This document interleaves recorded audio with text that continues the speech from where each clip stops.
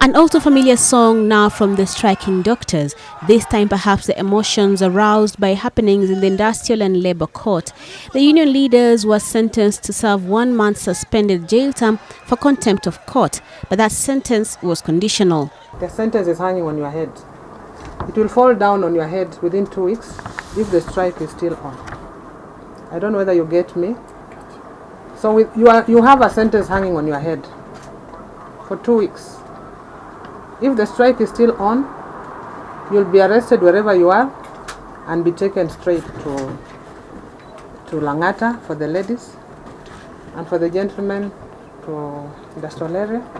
In mitigation, the union leaders told the judge that any move to call off the strike has to come from a consensus of the union's membership. We are simply representing doctors of this country, and we do not have any powers of our own as individuals or as leaders to do which is just our personal decision. And if you are leaders who cannot control your members, then you should not be officials of the union.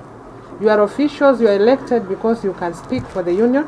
The sentence, however, was preceded by an attempt by the union's lawyers to have the court hear another application.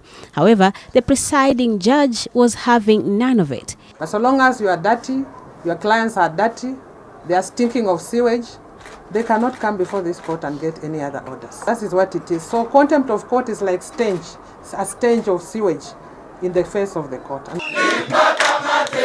That reference had doctors fired up and in defiance once again declared that they're sticking to their guns. No single human being on earth deserves to be called sewage. And for a judge of that caliber to call Dr. sewage shows the amount of disrespect that has been transferred on her. Contempt. That is contempt. That's disrespect. And I think for that reason alone, the strike will continue. The union has long maintained that the CBA's implementation will be the only solution to the health crisis. But today, the Labour Relations Court trashed the said CBA. There is no CBA. And let me speak for the Kenyans today to know that there is no CBA that you are talking about, because this court has not registered any CBA. So I don't know which paper you are waving around saying that CBA. There is no amount of intimidation. Ours key. And for us, ours is very clear.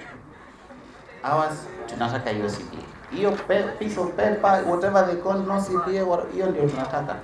The government's most punitive move yet in this doctors' strike has been met with a definitive answer from the doctors' union, which makes the next 2 weeks watershed moments as the government and the union seek a way of ending this stalemate and getting the doctors back to their workstations.